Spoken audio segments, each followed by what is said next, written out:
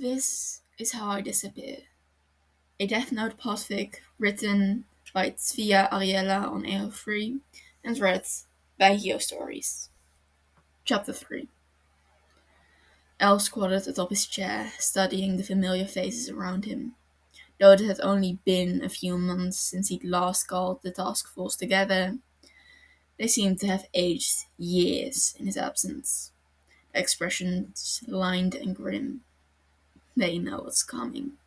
They suspect it, at least. The last time he'd gathered them was to announce the beginning of Light's trial. It didn't take a genius to deduce he was now coming to announce its end.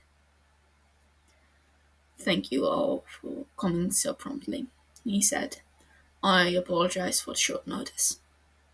Aizawa ignored him. "Chief, what's going on?" Soichiro cleared his throat, throwing a helpless glance at El. "It's the Kira Tribunal. They've decided. They passed sentence 2 days ago. And they sentenced Light to death." The pronouncement fell heavy from Soichiro's lips, smothering any reply. An odd hush overtook the room, solemn and fearful. El fidgeted, uncomfortable once more, but the silence had seized him too. At last Aizawa let out a sharp breath and leaned back, his face resigned. "Death," he echoed. "Well, we all knew it was coming."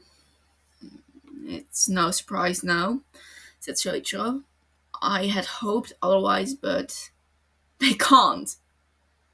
Matsuda's hands were clenched on his knees, his eyes pinged and angry. "They have no right!" "Don't be an idiot, Matsuda," said Aizawa. "He confessed. You know that. 10,000 murders. More than a dozen of them cops. What did you think was going to happen?" Matsuda glanced at El. "What is going to happen?" "Appeals, presumably," said Aizawa. "Confession or not, they'll want to—" "No." Al pulled his thumb from his lip. "There's no doubt he's guilty, and the evidence is far too sensitive to trust in the hands of lawyers. Besides, it's an ad hoc tribunal. There's no higher court to appeal to." "But that's their problem, isn't it?" said Matsuda. "It's not Light's fault they did that. If they can set up a tribunal to hear the case, they can set up one to hear an appeal." Aizawa snorted. "To what end? He's not going to be found innocent, you know that." "He can appeal the sentence. He's a minor." "We have no idea how the notebook impacts a person's mind." El raised a hand, cutting off Matsuda's protest mid-sentence. "Japan allows the death penalty for murders committed over the age of 18, and in most other countries, he's already an adult." Aizawa is right. Given the striking death toll, there's no chance an appeal would do Light any good. "You don't know that." "Yes, he does." Mogi's voice was quiet but firm. "We all do, under the circumstances. It's amazing he was given a trial at all." He turned to El. "What happens now?" "You know exactly what. He'll be moved to death row, if he hadn't been already.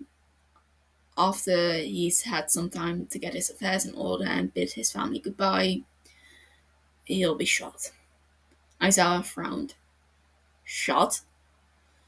"He was allowed to choose the manner of his execution. His name was written into the death note accordingly."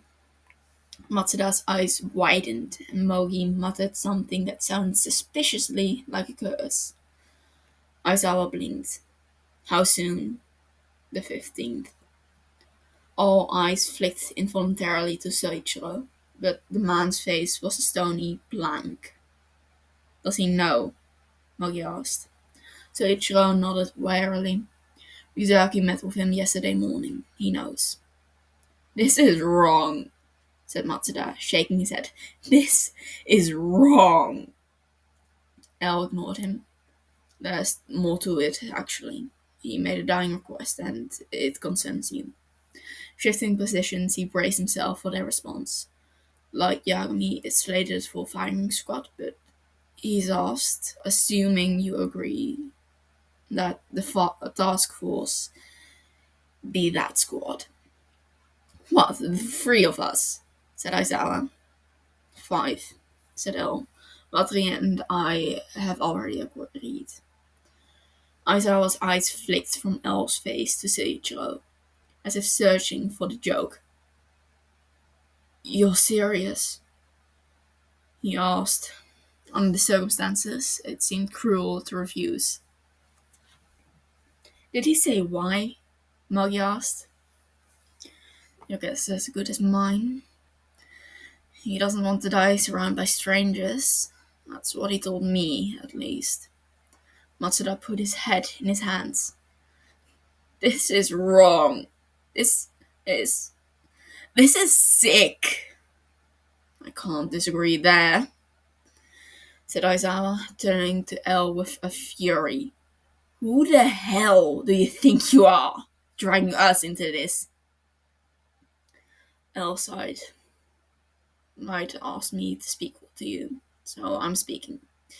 Believe me, this was not my idea. Bullshit! Since when do you do favors for Kira? Since when do you favors for anyone? Aizawa shook with anger, fist clenched at his sides. Our job was to catch Kira, and we did. We did. We didn't sign on for this. You said death was what Kira deserved. I did. I do. That doesn't mean it's my job to take part. If the powers that want him executed, they can hang him. That's a law, isn't it? If he'd been tried under Japanese law, yes, said El. He wasn't. Well, he's in Japan, said Aizawa. That's good enough for me. Hang him, shoot him, I don't care, but leave me out of it. How can you say that? Matsuda was appalled. You know him. He worked with us. Worked against us, you mean? Are you really that blind? Aizawa's voice dripped scorn. He was going to kill us, Matsuda. Okita died because of him. Matsuda's fist clenched. Misa did that, not lies, and they set her free. What sort of justice is that? And what about FBI agents, huh? Did Misa do that too? I'm not saying he's innocent. I'm saying he helped us. When he didn't have the notebook, he helped us. We wouldn't have caught Higuchi without him. We wouldn't have got him without him. If Misa gets credit for Ren, why doesn't he get credit for that? The tribunal took that under consideration when you testified, said El. Since his assistance was part of a premeditated plot to kill me, they didn't consider it particularly mitigating factor. But he wasn't planning to kill us when he helped. He thought he was innocent. Aizawa rubbed his temple. What are you trying to accomplish, Matsuda? He was Kira. That's the end of it. No, it's not. Yes, he was Kira. But what we saw all that time he was chained to Ryozaki, that was the real him too. And if they just take the notebook away, he could be that person again. They know that. So what? Aizawa retorted. He still murdered people. Thousands of people. They deserve justice, don't they? I'm not saying to let him go. Then what are you saying? I'm saying they can keep him locked up, not kill him. He's not a monster. He's close enough. Aizawa, Matsuda, please. Soichiro's face was stricken. You're speaking of my son. Aizawa's face peeled. Forgive me. I never meant to. No, forgive me. You are being honest, and if the truth hurts, I have only myself to blame. Kira's father rubbed his face wearily, letting out a low breath. I'm not blind to what Light did, or to what he deserves. Even if that weren't true, his name's already written. But I'm not here to ask for your sympathy. I'm here to beg for a favor. On Light's behalf, and on mine. For a moment, no one spoke. Then Mogi rose from his chair. I'll do it, Mr. Grimley. Just tell me where and when. El pulled his thumb from his lip. Thank you, Mogi. Not, I'm doing it for the chief, not you. Matsuda stared in horror. Mogi, you can't. I'll do it too. Azel's chair scraped the floor as he stood, his eyes fixed on Soichiro. We won't let him suffer, Chief, I promise. Soichiro nodded. Thank you. All eyes turned to Matsuda. Just say yes, I thought, watching the young policeman squirm in his seat. Say yes, and we can all move on. But it was too much to hope. Without a word, Matsuda rose to his feet, turned his back, and left, slamming the door behind him. Aizawa rolled his eyes and stared after him, but Mogi called him back. Just leave him be, the bigger man said. He'll come around. And if he doesn't, asked Aizawa, that's his right. Lip pressed between his teeth, Soichiro stared at the door. It's fine, Aizawa. I'll talk to him. No. Al found his voice reluctantly, stepping down from his perch atop the chair. I will. He found Matsuda almost exactly where he'd expected, hunched over a sink in the men's room, his eyes puffy and red. As El cleared his throat, the policeman jumped in alarm, subsiding back into despondency once he realized who it was. Sorry to startle you, said El. I just wanted to check that you're alright. I'm fine. Matsuda's voice belied his words, and he didn't meet El's eye. They think I'm a coward, don't they? No. They do, though. I know they do. They think I'm a coward or an idiot or... He trailed off, rubbing his nose. Why would he do this? Become Kira or ask to be shot? Matsuda didn't clarify. I can't do it, Ryuzaki. I know I owe it to him, but I know I asked, but you don't owe anyone anything. I do, though. I do.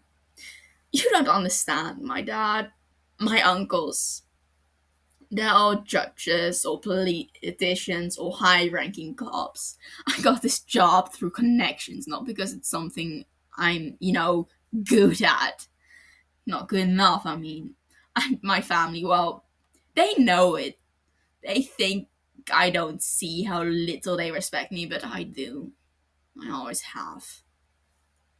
Matsuda looked down, his expression a grim, sickly shadow of his usual chipper smile.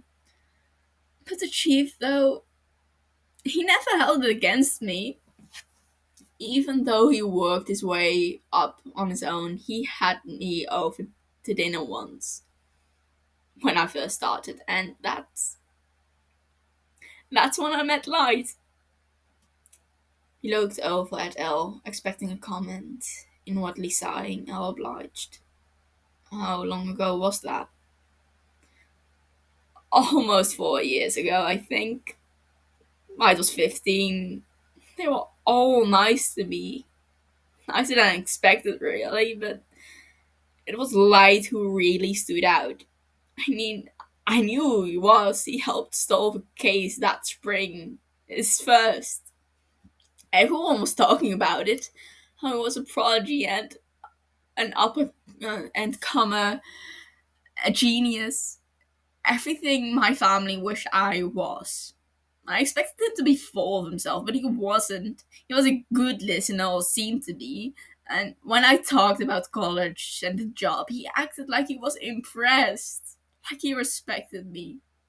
Maybe he was faking, but if so, he was good.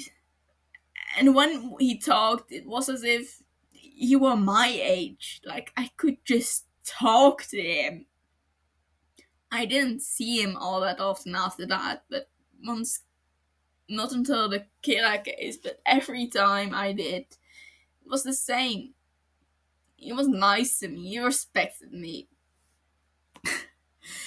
It might sound stupid to someone like you, I guess, but being treated like that, even by a kid, meant a lot, and I've never had the chance to pay him back.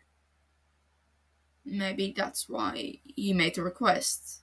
He's calling in a favor in return. Shooting him isn't a favor, it's murder. No different than him. The policeman shook his head. This isn't right. Before Light was arrested, you suggested that the proper way to handle Kira would be to have him executed in secret. Have you forgotten that? I didn't forget. I changed my mind. Because you reconsidered your ethics, or merely because you found out Kira was a friend? Matsuda's eyes narrowed. Light was my friend, not Kira. I fail to see the difference. Then you're an idiot.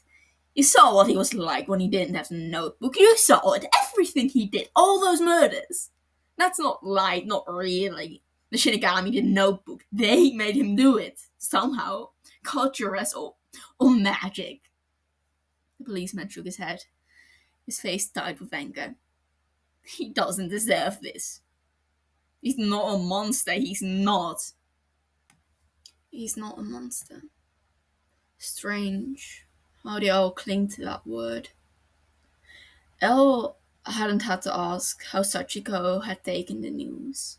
The red-rimmed exhaustion in Soichiro's eyes had been answer enough. He murdered thousands of people, but he's not a monster. As if that were a distinction. As if that were a defense. Most murderers aren't, said Elle. That doesn't mean we should let them go.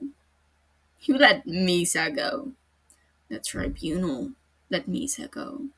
And you didn't stop them? It wasn't my place to. I'm a detective, not a judge. I catch criminals. What happens to them afterwards is out of my hands. Elle thumbed his lip.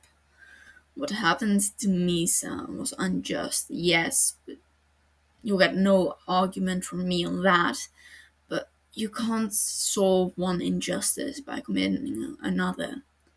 Light Yagami committed capital crimes, knowing full well the risk he was running. He has no one to blame but himself. The notebook is a weapon, nothing more. Watri has had ownership of Misa's notebook ever since he retrieved it for me in the woods, and he has never once felt compelled to use it. Nothing forced Light to kill Matsuda. He made that decision entirely on his own. Matsuda frowned in confusion. But Watari doesn't have the notebook. The tribunal does, don't they? Of course not. They may be sitting as a court, but they're under their government's orders. I've never let them touch it. But if the tribunal doesn't have it and Watari hasn't used it, who wrote Light's name? Damn. Matsuda's eyes were truly on him now, dawning horror in his look. Keeping his face expressionless, Elle returned the man's stare. I did. How could you? It was that or give the notebook to the tribunal. I picked the less odious choice. You could have refused. You're L, aren't you? If you disagreed. But I don't disagree. Live by the death note, die by the death note. Seemed perfectly fitting to me. You said it wasn't your job to judge. It's not. It's the tribunal's job. They told me to write light into the death note, so I did. My conscience is clear. So was his. Killing him with the notebook for being a murderer. How is that any different from what he did? I used it once at the direction of a court of law.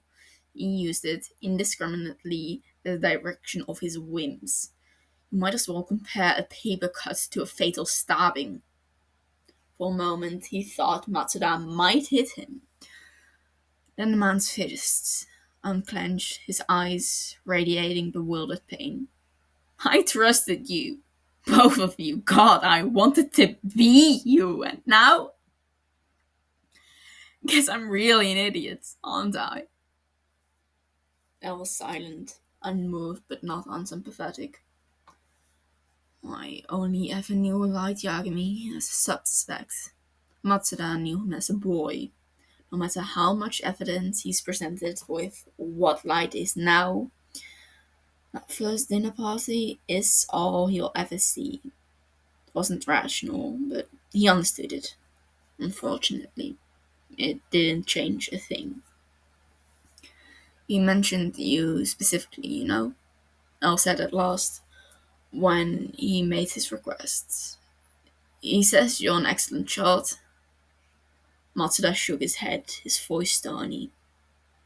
He's never seen me shoot. That may change. Is he wrong? Well, no, but all the shooting I've done, my training, that's a .38. But this? You don't want handguns, you want rifles. I've only fired a rifle once on a trip to Guam. That's totally different. Well, that's a problem I never considered. None of the Japanese would have had firearms experience outside their police training. And Light himself had none at all.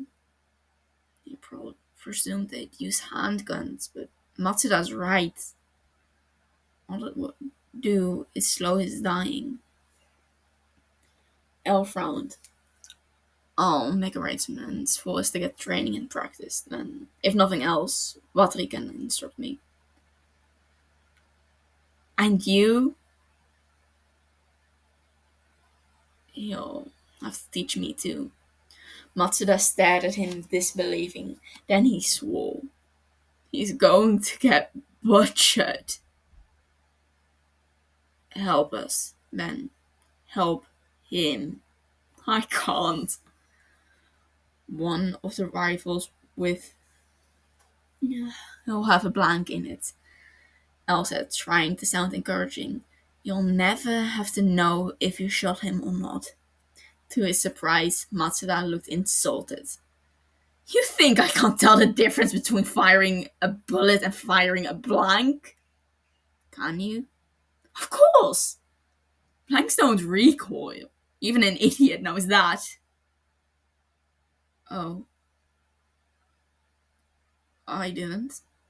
I know. You think you know everything, but you don't. Not about guns, not about people, not anything. You don't know. Matsuda spat the words as if they were rotten, something slimy and loathsome he couldn't bear to have on his tongue. You've always looked down on me, haven't you? Making me fetch coffee, bossing me around, calling me an idiot. And I put up with it because I thought you were right. That I was useless, but now that I have a skill you don't, suddenly I'm worth talking to. You're smarter than me, not better. And being smart doesn't make you right. Light taught me that. And if it's true of Light, well, that's true of you too. Al studied the man with new eyes, keeping his face a careful blank. I had not expected that. Though he could easily pick apart Matsuda's leap of logic, there were enough kernels of truth in the tirade to give L pause. For all his gifts, empathy and patience weren't among them. It didn't inconvenience him enough to change, but he knew. I've never claimed to know everything, though. That's a mistake I haven't made. Well, if it makes you feel any better, he said slowly, you're technically all firing blanks. I'm the one who wrote its name, right or wrong. The responsibility for Light's death is mine. So the rest of us are just tools too, then? If you insist. I didn't say that. You didn't have to. I joined the task force to destroy Kira's power, not to be used by it. Matsuda pressed his fingers to his temple, his face contorting in grief. If I could just, before I decide, if I could just talk to him just once, a visit or phone or... I can't. He has no phone privileges and you're not family. I can't get you in there. Unless it's to shoot him. Unless it's to shoot him. The policeman turned away, solemn and silent. L bit his thumb. Though he couldn't empathize with Matsuda's struggle, he recognized the man's emotions for what they were. If Matsuda refused, he was abandoning a friend. If he agreed, he was a murderer. In his own eyes, at least. Either way, the guilt would crush him. He'll hate himself if he agrees, but if he declines, he'll hate himself just as much. Your last true friend. Is this what you wanted, Light? It's alright if you say no, Elle said. No one will judge you. Except Light. I doubt it. And if he does, it won't be for long. You've seen Watery shoot. Whatever you decide, he won't miss. Unless he gets a blank, you mean. After a moment's hesitation, Matsuda turned. I'll do it. I'll do it. Are you sure? As I said, I'll do it. That's my answer. L inclined his head solemnly. Thank you, Matsuda. Go to hell. I just might. Do you want me to tell the others or... No, I'll do it. Just give me a minute. The young investigator rubbed his hands down his face, letting out a long, shaky sigh. Why did he do it, Ryuzaki? I don't know. You would have to ask him. Matsuda simply nodded, wiping his nose on the back of his hand, then headed for the door. As he grabbed the handle, he paused, turning back with a half-hearted attempt at a smile. You know, he said gently, people might like you better if you ever brought good news. Then he was gone.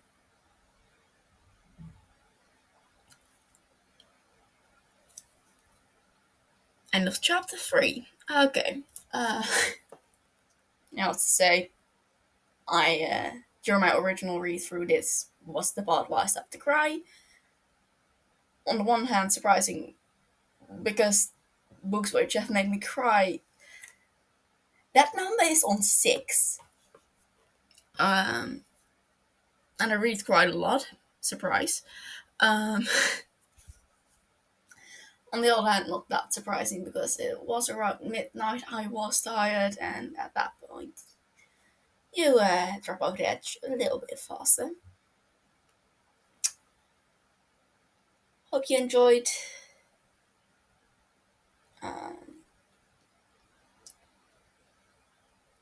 I think this one will be posted 19th. Hope you will enjoy it.